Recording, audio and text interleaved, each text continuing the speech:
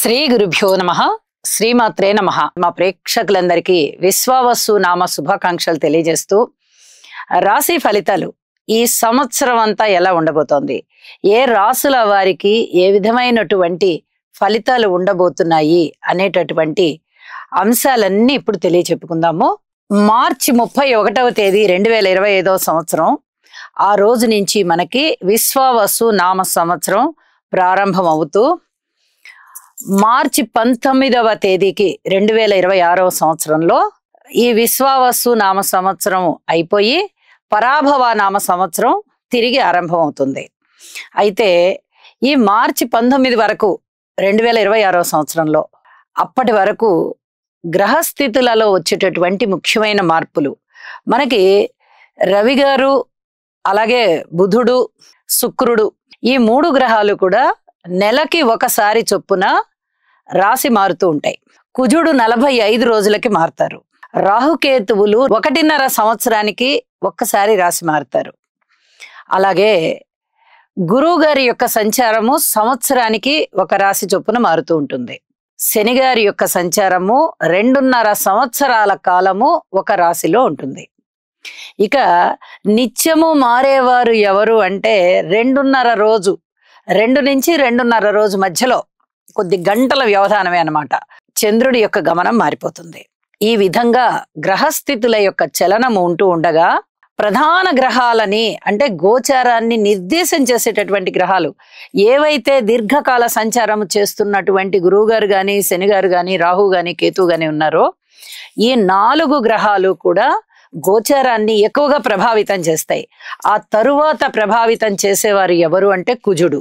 ఈ 5 గ్రహాలు కూడా ప్రభావితం చేస్తూ ఉంటాయి కదా. సరే, కుజుడు 45 రోజులకు మారిపోతూ ఉంటారు కాబట్టి మనము ఎప్పుడు గ్రహస్థితి అప్పుడు చెప్పుకోవచ్చు. ఈ ప్రధాన గ్రహాలు 4 ఉన్నాయి కదా, గురు, శని, రాహు, కేతు. ఈ 4టిని దృష్టిలో పెట్టుకుని రాశి ఫలితాలు ఎక్కువగా ఏర్పడుతూ ఉంటాయి. ఎక్కువ సమయం సంచారం చేసేటటువంటి గ్రహాలు కాబట్టి ఇవి ఎక్కువగా ప్రభావితం చేస్తూ ఉంటాయి, మంచిని గాని చెడుని గాని. అందుకని ముందు ఆ 4 గ్రహాలని బేస్గా తీసుకుంటాం, ఆ తరువాత మిగతా గ్రహాలను తీసుకుంటాము. ఈ క్రమంలో అన్ని గ్రహాలు మనకి మంచి చేస్తాయి, అన్ని గ్రహాలు ఇబ్బంది పెడతాయి. ఖచ్చితంగా గురువే మంచి చేస్తారు అనేది లేదు, ఖచ్చితంగా శనిగారే చెడు చేస్తారు అనేది లేదు. గురువు ఒక్కొక్కసారి అననుకూల పరిస్థితుల్లో ఉన్నప్పుడు చెడు చేస్తారు, అలాగే శనిగారు అనుకూల పరిస్థితుల్లో ఉన్నప్పుడు చాలా మంచి చేస్తారు. ఇలాగా ప్రతి గ్రహము కూడా మంచి చెడుల కలయిక ఫలితాలను ఇస్తూ ఉంటుంది.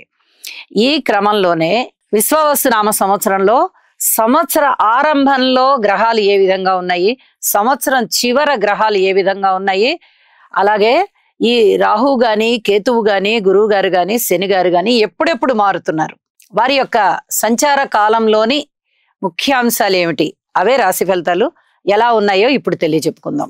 మార్చి 31వ తేదీ విశ్వావసు నామ సంవత్సర ఆరంభం రోజున చంద్రుడు మేషరాశిలో ఉన్నారు, అలాగే గురువు గారు వృషభ రాశిలో ఉన్నారు, కుజుని యొక్క స్థితి మిథున రాశిలో ఉంది, కేతువు గారి యొక్క స్థితి కన్యా రాశిలో ఉంది, శని గారి స్థితి మీన రాశిలోకి వెళ్ళిపోయి శుక్ర, బుధ, రవి, రాహు 4 గ్రహాలతో కలిసి ఉన్నారు.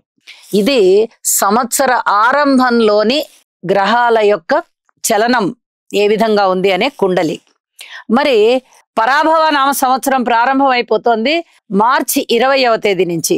అంటే మార్చి 19వ తేదీ వరకు మనకి విశ్వావసులో ఉంటుంది కాబట్టి ఆ రోజున గ్రహస్థితులు ఏమిటి అంటే శని గారు మీన రాశిలోనే ఉన్నారు, చంద్ర గురులు మిథున రాశిలో ఉన్నారు, కేతు వచ్చేసి సింహరాశిలో ఉన్నారు, బుధుడు తులారాశిలో ఉన్నారు, రవి, కుజ, శుక్రులు వృశ్చిక రాశిలో ఉన్నారు, రాహు వచ్చేసి కుంభరాశిలో ఉన్నారు.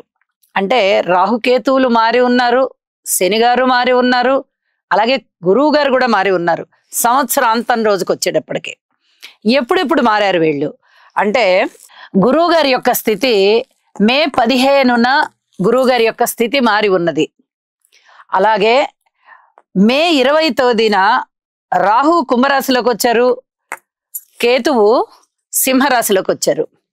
ఇక అక్టోబర్ 19వ తేదీన గురువు గారు అతిచారంతో 1 సంవత్సర కాలం పాటు రాశిలో సంచరించవలసినటువంటి గురువు గారు మనకి మిథున రాశిలో సంవత్సర కాలం అవ్వకుండానే మే 15 నుంచి అక్టోబర్ 19, అంటే కేవలం నిండుగా 5 నెలలు కాలం అయ్యేటప్పటికి అతిచారం అంటాం దాన్ని. అతిచారం వల్ల టక్మని కర్కాటక రాశిలోకి వచ్చేసి ఉచ్చ పొందారు. ఇది చాలా చెప్పుకోదగ్గ విశేషం.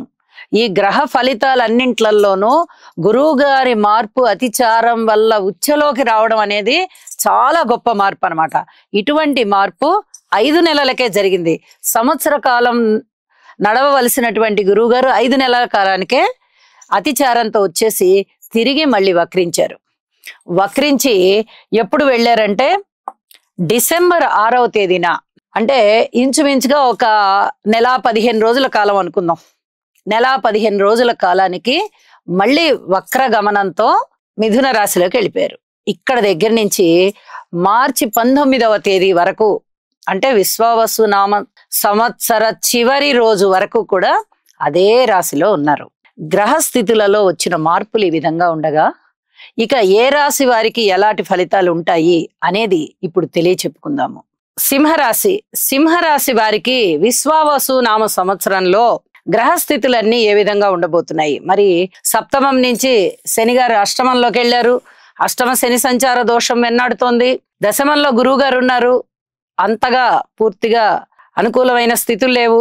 సప్తమంలో శని గారు, అష్టమంలో రాహువు, వీళ్ళిద్దరూ కూడా తిరిగి మళ్ళీ సప్తమ అష్టమాల్లోనే సంచరించబోతున్నారు. మరి కేతువేమో ద్వితీయ స్థానంలో ఉన్నారు. ద్వితీయ స్థానంలో కేతు ఉన్నప్పటికీ గురువుగారి యొక్క దృష్టి ఉంది కాబట్టి ఆ దోషాలు ఏమున్నాయో అవి పోయాయి. మరి ఈ పరిస్థితే కొనసాగుతూ ఉంది కదా. మనకి మే 15 వరకు గురువుగారి యొక్క స్థితి కొనసాగుతోంది. అనుకూలమైన సంచారాలు ఏమన్నా ఉన్నాయంటే శని, రాహు, కేతు సంచారాలు అనుకూలంగా లేవు. అష్టమ స్థానము, ద్వితీయ స్థానంలోకి వచ్చేసాయి అవి. మరి ఇబ్బందులే. వాటికి మనము ఖచ్చితంగా పరిహారాలు చేసుకోవాలి. పితృవర్గ రీత్యా ఇబ్బందులు ఉంటాయి, మాతృవర్గ రీత్యా ఇబ్బందులు ఉంటాయి, సంతాన రీత్యా ఇబ్బందులు ఉంటాయి. అంటే కుటుంబములో అనేక రకాల ఇబ్బందులు కనిపిస్తూ ఉంటాయి. మీరు చాలా జాగ్రత్తగా మాట్లాడవలసి వస్తుంది. పబ్లిక్ రిలేషన్స్ ని చాలా జాగ్రత్తగా డీల్ చేయవలసి వస్తుంది. ఏ ఒక్క అక్షరం ఎక్కువ మాట్లాడినా తక్కువ మాట్లాడినా అవమానాలు, అపనిందలు కలుగుతూ ఉంటాయి. కలిగే అవకాశాలు చాలా సమృద్ధిగా కనిపిస్తున్నాయి. మరి ఇన్నిటి మధ్య ఎలాగ తట్టుకొని నిలబడ్డం అంటే ఒక వరప్రసాదిని అంటాం కదా మనము. అటువంటి వరప్రసాదిని, కామధేనువు, కల్పవృక్షం, మనం ఎన్ని పేర్లు చెప్పుకున్నా తక్కువే. అలాంటిదే గురువు గారి యొక్క మిథున రాశి సంచారం. లాభస్థానంలోకి గురువు గారు వచ్చారు. ఇక ఎవరు ఎన్ని కష్టాలు పెట్టినా మీరు ఎదుర్కోగలుగుతారు. సామర్థ్యం పెరుగుతుంది. ఊహించని విధంగా ఆదాయం వస్తుంది. ధర్మ మార్గంలో ఉంటారు. ఇప్పటి వరకు ఉండే ధర్మ మార్గం వేరు. ఇప్పుడు మీకు ధర్మ చింతన బాగా పెరిగి మీరు ప్రవర్తించేటటువంటి ప్రవర్తన వేరు. ఆధ్యాత్మిక తత్వాలు కూడా చాలా వరకు వంట పడతాయి. భగవత్ చింతనలో ఎక్కువగా ఉంటారు. ఊహించని విధంగా లాభాలు అందుకుంటారు. ఇప్పటి వరకు ఏ కష్టాలు అయితే ఉన్నాయో మీకు ఆ కష్టాలన్నీ తొలగిపోవడానికి గురువు గారి యొక్క ఆశీస్సులు బాగా ఉన్నాయి. అలాగే అన్నదమ్ముల యొక్క సహాయ సహకారాలు బాగా ఉంటాయి. సంతానం బాగుంటుంది. మీకు సప్తమ స్థానంలో రాహువు గారి సంచారం వచ్చినప్పటికీ కుటుంబంతో బాగా కలిసిమెలిసి ఉంటారు. అయితే కొంచెం నాస్తిక భావాలు కూడా పొడసూపుతూ ఉంటాయి. కొంచెం ఆధ్యాత్మిక చింతన కూడా పెరుగుతుంది. ఈ విషయంలో కొంత జాగ్రత్త పడవలసినటువంటి పరిస్థితి కనిపిస్తోంది. ఇక మిగతా అన్ని విషయాలలోనూ బాగుంది అనే చెప్పాలి. ఒక్కసారి మనము ఈ గురువు గారి యొక్క మార్పు, వ్యయస్థానంలోకి వచ్చేస్తున్నారు గురువు గారు అక్టోబర్ 19న. అయితే అక్కడ ఉచ్చలో ఉంటారు కాబట్టి సద్వ్యయం జరుగుతుంది. మీరు చేసేటటువంటి వ్యయం ఏదైతే ఉందో సంతాన రీత్యా కానీ ప్రయాణాల రీత్యా కానీ ఏవైనా ఖర్చులు పెట్టవలసి వస్తే ఆ ఖర్చులన్నీ కూడా మీకు ఉపయోగపడే ఖర్చులుగా ఉంటాయి. ఖర్చులైతే అవుతాయి, వ్యయం చాలా ఎక్కువగా ఉంటుంది. 1 రూపాయికి 10 రూపాయలు ఖర్చు అవుతూ ఉంటుంది. కానీ ప్రయోజనం మటుకు ఊహించని విధంగా ప్రయోజనం కనిపిస్తుంది. ముఖ్యంగా విదేశీ యానాలకి వెళ్ళవలసినటువంటి మీ సంతానానికి మీరు ఇచ్చేటటువంటి ప్రోత్సాహం కానీ, మీరు ఇచ్చేటటువంటి ఆర్థిక అండాదండా కానీ, ఇవన్నీ కూడా చాలా గొప్ప లాభస్థితులలో ఉంటాయి. దత్తత తెచ్చుకున్నటువంటి సంతానం ఎవరన్నా ఉన్నట్లయితే మీకు వాళ్ళు అత్యద్భుతమైన స్థితికి ఎదుగుతారు. ఇది కూడా చాలా చాలా చెప్పదగినటువంటి సూచన. మీకు మీ హస్తవాసి మంచిది, మీరు చక్కగా పెంచుకున్నారు పిల్లల్ని, వాళ్ళు చాలా వృద్ధిలోకి వచ్చారు అనేటటువంటి కీర్తి ప్రతిష్టలు వస్తాయి. అలాగే మీరు ఎవరికైనా ధన సహాయం చేసినా, ఇంకా ఇతరత్ర రుణ సహాయాలు చేసినా చాలా ప్రయోజనాలు కలుగుతాయి అవతల వాళ్ళకి. ఇవన్నీ కూడా మీకు మానసికమైన సంతోషాన్ని పెంపొందింపజేస్తాయి.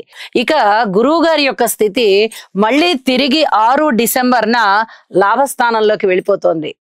అంటే 1 నెల 15 రోజుల కాలం మటుకు మీకు కొంత వ్యయం ఎక్కువగా అయ్యేటటువంటి అవకాశాలు కనిపిస్తూ ఉన్నాయి. దానివల్ల చాలా ప్రయోజనాలు ఉన్నాయి అని చెప్పుకుంటున్నాం కదా. ఈ ప్రయోజనాలు కూడా మళ్ళీ అద్భుతమైనటువంటి ప్రయోజనాలే. మళ్ళీ తిరిగి లాభంలోకి వెళ్ళినప్పుడు గురువుగారు మళ్ళీ తన యొక్క ప్రభావం చేత, లాభస్థాన ఏకాదశంలో ఉన్నటువంటి గురువుగారు ఆ సంచార ప్రభావం చేత ఇతరత్రా కూడా మీకు లాభాలనే ఇస్తున్నారు. 2-3 గ్రహాల యొక్క వ్యతిరేకత ఉన్నప్పటికీ గురువు గారి యొక్క అత్యద్భుతమైనటువంటి లాభస్థాన సంచార విశేషం చేత మీకు అత్యున్నతమైనటువంటి కీర్తి ప్రతిష్టలు రావడమే కాదు, ఉన్నత విద్యయే కానీ, వివాహాది శుభకార్యాలు జరగడమే గాని, కుటుంబ రీత్యా కానీ, పెద్దల రీత్యా కానీ, బంధువర్గ రీత్యా కానీ, మాతృవర్గ రీత్యా గాని, పితృవర్గ రీత్యా గాని, గురువుల రీత్యా గాని, వస్తువుల రీత్యా గాని, వస్త్రాల రీత్యా గాని, ద్రవ్య రీత్యా గాని అన్ని విధాలా కూడా తిరిగి మళ్ళీ లాభాలు పుంజుకుంటారు. మళ్ళీ తిరిగి పరాభవ నామ సంవత్సరం వచ్చేంత వరకు అని చెప్పి తెలియచెయ్యొచ్చు. ఇక రాహుకేతువుల యొక్క స్థితి సంచార విశేషము అంత బాగా లేని కారణం చేత ఈ గ్రహ స్థితులకైతే ఒక్కసారి జపాలు చేయించుకోండి లేదా హోమం చేయించుకోండి, చాలా చాలా మంచిది. ఇక సింహరాశి వారికి ఆదాయం 11, వ్యయం 11, రాజపూజ్యం 3, అవమానం 6గా ఉన్నాయి.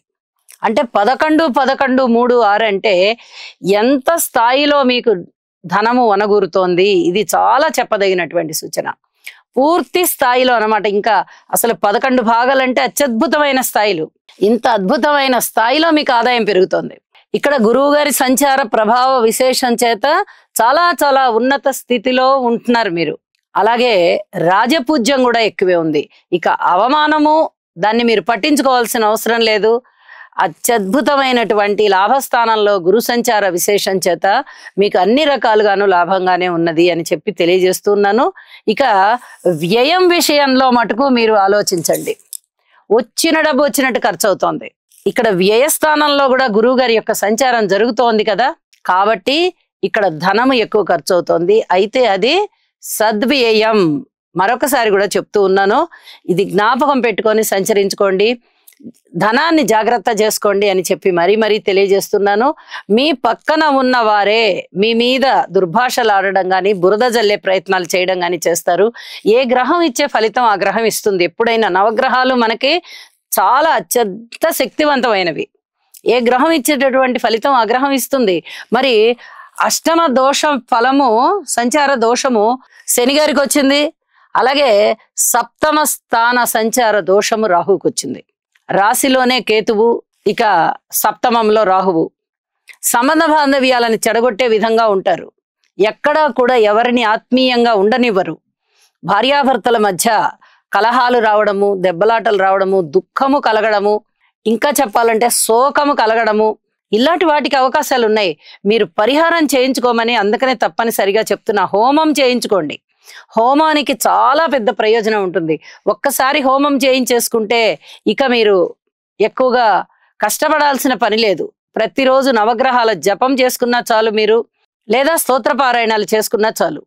కానీ ఈ రాశిలో కేతువు సంచారం ఉంది, సప్తమంలో రాహు సంచారం ఉంది. ఇది కొంచెం మిమ్మల్ని ఇబ్బంది పెట్టేటటువంటి అంశమే. కాబట్టి ఎవరి విషయంలో అయినా జాగ్రత్తగా ఉండండి. బంధుమిత్రులే కానీ, వారు భార్యాభర్తలే గాని, అక్క చెల్లెళ్ళు అన్నదమ్ములే గాని, తల్లి బిడ్డలు గాని, తండ్రి బిడ్డలు గాని, పై ఉద్యోగస్తులు కింది ఉద్యోగస్తులు గాని, ఎవరైనా సరే జాగ్రత్త అనేది చాలా చాలా ముఖ్యం అని చెప్పి తెలియచేస్తూ ఉన్నాను. శుభం.